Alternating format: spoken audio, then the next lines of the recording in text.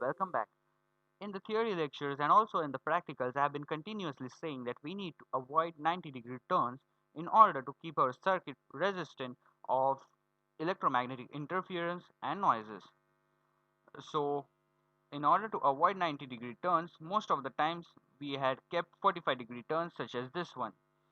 But ideally, in the theory lectures, I had said that the curved turn is the best one to use.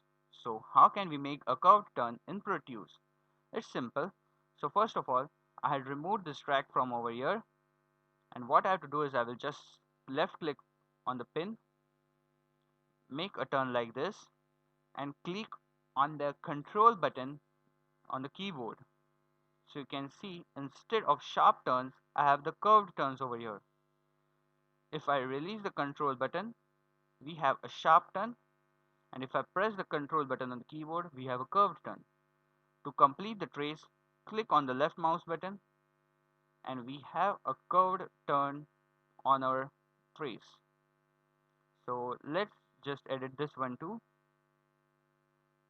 So if I don't press the control button, we have a corner which is at 45 degrees, but if I press the control button, we can have a curved trace.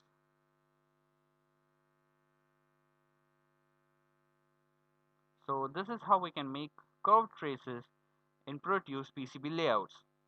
I would advise you that even if you make curved traces, just keep in mind the gaps between the pads, between the traces, and avoid the 90-degree turns even when you are making the tracks.